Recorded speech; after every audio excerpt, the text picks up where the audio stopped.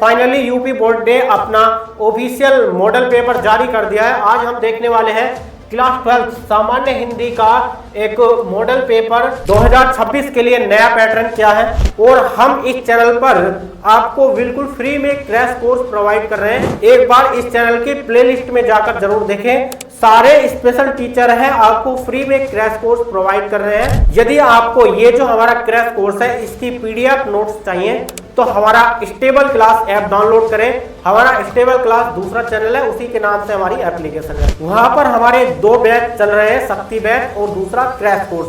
तो देखिए, सबसे पहले क्या है कि आपको जो समय है, समय आपका वही 3 घंटे 15 मिनट मिलते हैं 3 घंटे पेपर को करने के लिए, और 15 मिनट आपको पढ़ने के लिए दिए जाते हैं। ठीक है, और आपको पेपर में 2 खंड दिए जाते हैं और दोनों खंड करने आपको अनिवार्य है। आपका 100 मार्क्स का पेपर होता है, इसमें कोई प्रैक्टिकल वगैरह नहीं होता। ठीक, उसके बाद देखिए आपको कुछ 10 बहुविकल्पीय देखने को मिलेंगे, 5 आपको गद्य से और 5 आपको पद से मिलेंगे। ठीक है, तो यहाँ पर आप देख सकते हैं कि प्रत्येक जो बहुविकल्पीय होगा वो एक एक नंबर का होगा। इस प्रकार से आपको 5 गद्य से मिलेंगे इस प्रकार से, और 5 आपको पद से मिलेंगे। ठीक है, आपको यहाँ तक गद्य से 5 नंबर के बहुविकल्पीय पूछ लिए गए हैं। उसके बाद नेक्स्ट आगे क्वेश्चन नंबर 2 में यहाँ से भी आपको 5 नंबर के पद से बहुविकल्पीय देखने को मिलेंगे।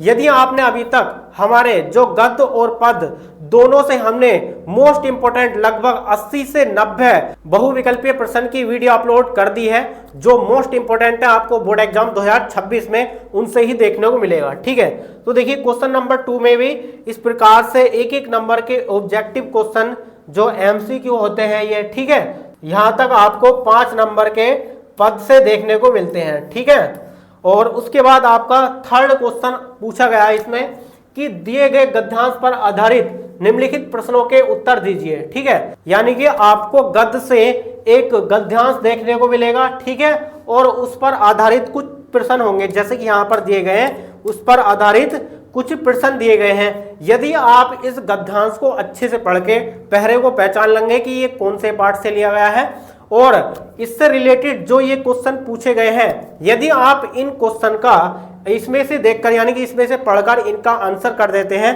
तो आपको यहां से 10 नंबर मिल जाएंगे। ठीक है, जो ये 5 क्वेश्चन पूछे गए, यहां तक 5 क्वेश्चन जो ये पूछे गए हैं, ये 5 क्वेश्चन आपके 2-2 मार्क्स के होंगे। प्रत्येक क्वेश्चन 2 मार्क्स का होगा, तो इस प्रकार से यहां से आपके 10 नंबर बिल्कुल फिक्स हो जाएंगे। Question number 3। ठीक, उसके बाद देखिए इसके अथवा में भी और दिया जाता है।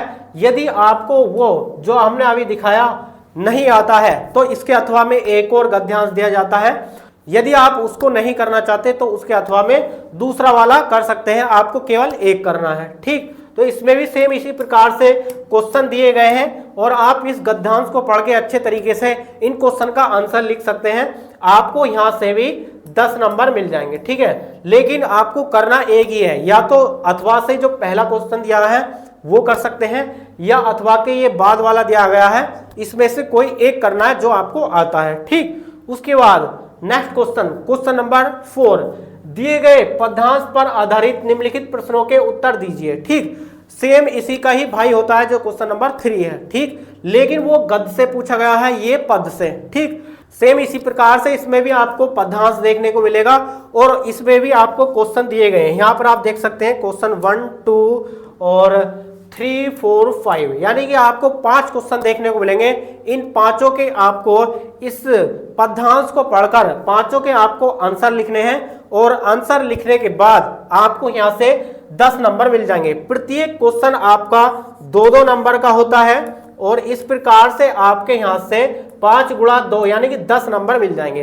10 नंबर क्वेश्चन नंबर 3 से और 10 नंबर आपके क्वेश्चन नंबर 4 से। इन दोनों क्वेश्चनों से आपके 20 नंबर बहुत आसानी से मिल जाएंगे। ठीक है, थोड़ा सा आपको माइंड लगाना है, बस क्या है, आपको गद्यांश और पद्यांश को ठीक से पढ़ना है और इन क्वेश्चनों के आंसर आप आसानी से कर सकते हैं। ठीक, तो उसके बाद देखिए आपको इसके अथवा में भी पद्यांश देखने को मिलता है। यदि आपको ये पद्यांश नहीं आता, आपका पढ़ा हुआ नहीं है, आपके समझ में नहीं आ रहा, ये आपको प्रॉब्लम आ रही है इसे करने में, ठीक है, तो आप उसको ना करके इसके अथवा वाला, यदि आपको ये पढ़ा हुआ लग रहा है तो आप इसको कर सकते हैं। ठीक, इसमें से केवल एक करना है, आपके 10 नंबर बिल्कुल फिक्स हो जाएंगे। ठीक है, इसमें भी इस प्रकार से आपको 5 क्वेश्चन पूछे जाते हैं, प्रत्येक क्वेश्चन 2 नंबर का होता है, आप कोई सा एक करेंगे। उसके बाद क्वेश्चन नंबर आता है 5, निम्न में से किसी एक लेखक का साहित्यिक परिचय देते हुए उनकी प्रमुख रचनाओं का उल्लेख कीजिए। ठीक है, तो आपको 3 इस प्रकार से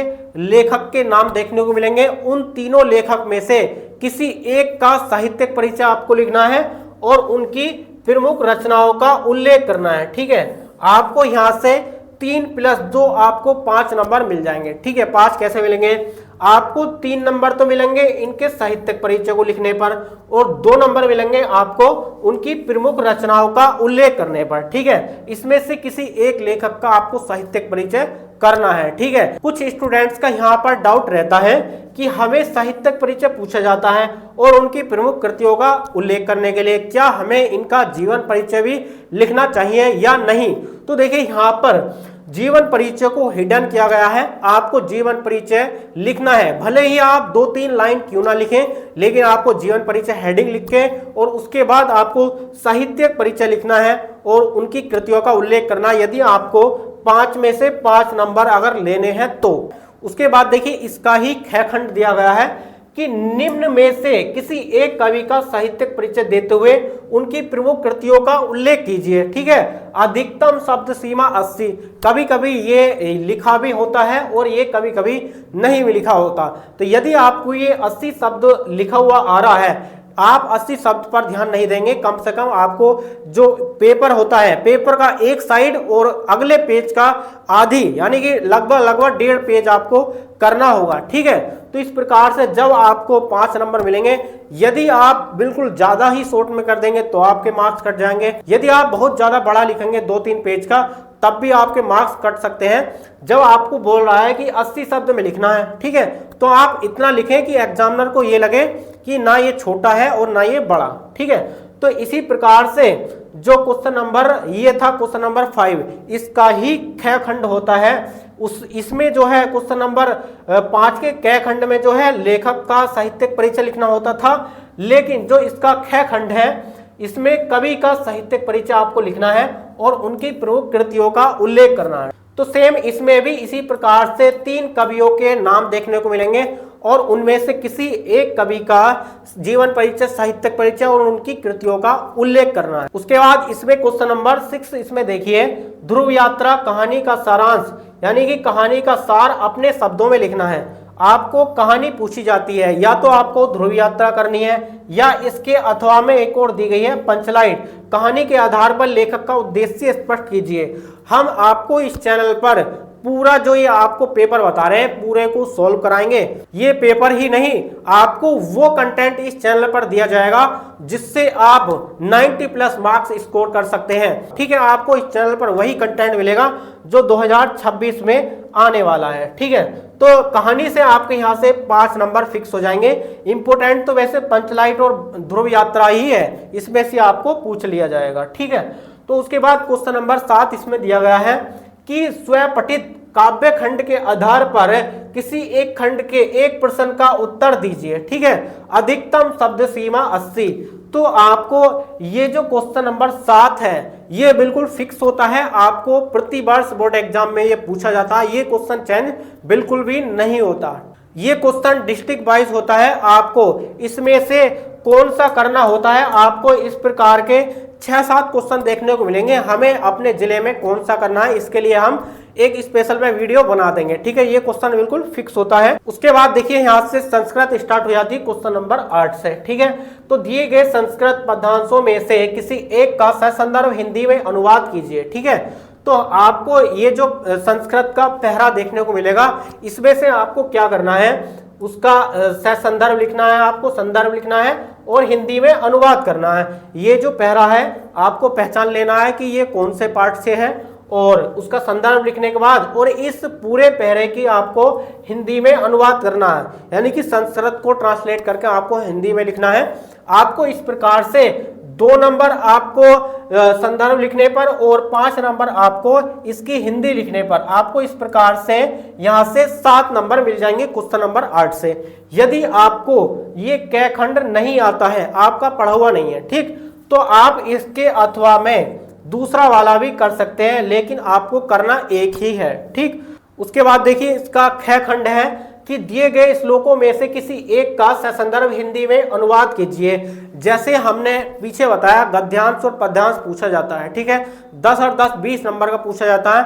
सेम इसी प्रकार से संस्कृत में भी गद्यांश और श्लोक पूछा जाता है। ठीक, तो यहाँ पर आपको श्लोक दिए गए हैं, अथवा में भी दिया गया है, या आप इसे कर सकते हैं या इसे कर सकते हैं। आप इन दोनों में से किसी एक श्लोक को करेंगे और क्या बोल रहा है कि किसी एक का ससंदर्भ, आपको संदर्भ लिखना है और हिंदी में अनुवाद करना है। ठीक है, यानी कि इसमें से किसी एक का संदर्भ लिखना है और इस जो ये श्लोक दिया है इसका आपको क्या करना है, हिंदी में अनुवाद करना है। तो यहाँ से भी आपके यानी कि 7 नंबर फिक्स हो जाएंगे, सेम इसी प्रकार से। उसके बाद देखिए क्वेश्चन नंबर 9 क्या है इसमें कि निम्नलिखित मुहावरों और लोकोक्तियों में से किसी एक का अर्थ लिखकर अपने वाक्यों में प्रयोग कीजिए। ठीक है, तो यहाँ पर आपको कुछ मुहावरे देखने को मिलेंगे, इस प्रकार से 4-5 आपको मुहावरे देखने को मिलेंगे और उसमें से किसी एक का, केवल एक का जो आपको अच्छा लगा, जो आपको याद आ रहा है, ठीक है, उसमें से किसी एक का अर्थ लिखना है और अपने वाक्यों में प्रयोग करना है। ठीक है, आपको हम सारा का सारा सॉल्यूशन बिल्कुल कराएंगे और इस पेपर का ही सॉल्यूशन नहीं, आपको वही कंटेंट देंगे जो आपको बोर्ड एग्जाम 2026 में आने वाला है। जैसे कि ये क्वेश्चन है, इसमें केवल 3-4 दिए गए हैं। ठीक है, ये तो आने वाले हैं नहीं, बिल्कुल अलग अलग पूछा जाता है। तो हम आपको ऐसी लोकोक्तियां देंगे, कुछ इंपॉर्टेंट आपको उनमें से ही आएगा। ठीक है, उसके बाद देखिए क्वेश्चन नंबर इसका नेक्स्ट पूछा गया क्वेश्चन नंबर 10। ठीक है, निम्नलिखित गद्यांश पद्यांशों को ध्यानपूर्वक पढ़कर पूछे गए प्रश्नों के उत्तर दीजिए। ठीक है, आपको फिर से गद्यांश और पद्यांश देखने को मिलेगा, जैसे कि यहाँ पर दे रखा है, ये 5 नंबर का है। ठीक है, आपको इसको ध्यानपूर्वक पढ़ना है, इस गद्यांश पद्यांश को, और क्या है, इन क्वेश्चनों का आंसर लिखना है। आपको फिर से 5 नंबर एकदम फ्री के मिलने वाले, बहुत आसानी से इसको पढ़कर आसानी से कर सकते हैं। आपको ये जो गद्यांश पद्यांश देखने को मिलेगा ये आपका पढ़ा हुआ नहीं होगा, लेकिन आप फिर भी इसको कर सकते हैं। ठीक है, उसके बाद देखिए क्वेश्चन नंबर 11 का ख खंड दिया है यहाँ पर, निम्नलिखित शब्दों में से किसी एक शब्द के 2 अर्थ लिखिए। आपको कुछ शब्द देखने को मिलेंगे और इन शब्दों में से यानी कि एक शब्द के 2 अर्थ लिखने हैं, कोई से के भी, यानी कि जैसे कि कनक कनक है तो इसका सोना भी होता है, धतूरा भी होता है। तो आपको 2 अर्थ यदि आप लिख देंगे तो आपको इस प्रकार से 2 नंबर मिल जाएंगे। ठीक है, इसका फिर 11वें का ग खंड दिया गया है, निम्नलिखित वाक्यांशों के लिए एक शब्द का चयन करके लिखिए। यानी कि यहाँ पर कुछ वाक्यांश दिए गए हैं और उसमें से एक शब्द का चयन करके लिखना है, यानी कि जिसके समान दूसरा न हो तो इसमें से कौन सा सही है, इस प्रकार से आपको लिखना है। ठीक, उसके बाद देखिए क्वेश्चन नंबर 11 का ये घ खंड दिया है, निम्नलिखित में से किसी 2 वाक्यों को शुद्ध करके लिखिए। यानी कि इसमें कुछ वाक्य दिए गए हैं, ये सही लिखे हुए नहीं है, तो आपको क्या करना है कि इन वाक्यों को, यानी कि केवल 2 वाक्यों को, आपको 5-6 देखने को मिलेंगे, तो उसमें से किन्हीं 2 वाक्यों को शुद्ध करके लिखना है। तो आपको इस प्रकार से 1 + 1 2 मार्क्स यहाँ से मिल जाएंगे। उसके बाद देखिए नेक्स्ट क्वेश्चन दिया गया है क्वेश्चन नंबर 12। ये बिल्कुल फिक्स होता है, बिल्कुल हर साल बोर्ड एग्जाम में ये पूछा जाता है। हास्य अथवा शांत रस का लक्षण और एक उदाहरण लिखिए। ये 2 नंबर में पूछा जाता है। इसका ख खंड है, यमक अथवा उपमा अलंकार का लक्षण और एक उदाहरण लिखिए। ये भी 2 नंबर में पूछा जाता है। सोरठा और कुंडलिया छंद का लक्षण और एक उदाहरण, ये भी 2 नंबर में पूछा जाता है। इस प्रकार से यहाँ से आपके 6 नंबर बहुत आसानी से तैयार कर सकते हैं। हम इसकी एक 1 शॉर्ट वीडियो बना देंगे। उसके बाद क्वेश्चन नंबर 13, अपनी गली मोहल्ले की नालियों की सफाई हेतु नगर निगम के स्वास्थ्य अधिकारी को पत्र लिखिए। आपको पत्र भी हर साल बोर्ड एग्जाम में पूछा जाता है। मोस्टली जो ये हमने यहाँ पर ये लिखा है, ये क्वेश्चन यही पूछा जाता है, सबसे ज्यादा इंपॉर्टेंट है यही। ठीक है, इसको जरूर तैयार करें। तो ये आपका 6 नंबर में पत्र पूछा जाएगा। यदि आप इसको नहीं करना चाहते तो इसका एक अथवा में दूसरा है कि बैंक से किसी व्यवसाय को करने के लिए ऋण प्राप्ति हेतु आवेदन पत्र, या आवेदन पत्र भी लिख सकते हैं ऋण प्राप्ति के लिए, इसमें से कोई एक करना होता है। उसके बाद देखिए इसमें लास्ट क्वेश्चन पूछा जाता है निबंध से, ठीक है। क्वेश्चन नंबर 14, निम्नलिखित विषयों में से किसी एक विषय पर अपनी भाषा शैली में, ठीक है, खुद बोल रहा है कि अपनी भाषा शैली में निबंध लिखना है। आपको यहाँ से 9 नंबर मिल जाएंगे, जैसे कि बेरोजगारी की समस्या और समाधान, साहित्य समाज का दर्पण है, और राष्ट्रीय एकता वर्तमान समय की अनिवार्य आवश्यकता, पर्यावरण संरक्षण का महत्व, विज्ञान वरदान है या अभिशाप है, ठीक है। तो आपको किसी इनमें से एक का करना है। निबंध से आपको 9 नंबर आसानी से मिल जाएंगे, अपनी भाषा शैली में ही लिखना है। तो डियर स्टूडेंट्स, ये वीडियो आपको कैसी लगी हमें कमेंट्स बॉक्स में कमेंट करके जरूर बताना। एक बार इस चैनल की प्लेलिस्ट में जाकर जरूर देखें, सारे स्पेशल टीचर हैं आपको फ्री में क्रैश कोर्स प्रोवाइड कर रहे हैं। यदि आपको ये जो हमारा क्रैश कोर्स है इसकी पीडीएफ नोट्स चाहिए तो हमारा स्टेबल क्लास ऐप डाउनलोड करें। हमारा स्टेबल क्लास दूसरा चैनल है, उसी के नाम से हमारी एप्लीकेशन है, ठीक है। वहां पर हमारे 2 बैच चल रहे हैं, शक्ति बैच और दूसरा क्रैश कोर्स। आप उनमें से कोई भी ज्वाइन कर सकते हैं। शक्ति बैच में बिल्कुल आपकी 100% तैयारी कराई जा रही है, और क्रैश कोर्स में आपको गिनी चुनी वही आपको क्वेश्चन प्रोवाइड करे जा रहे हैं जो बोर्ड एग्जाम 2026 में आने वाले हैं। तो डियर स्टूडेंट, चलिए मिलते हैं नेक्स्ट वीडियो में नेक्स्ट टॉपिक के साथ। तब तक के लिए जय हिंद, वंदे मातरम।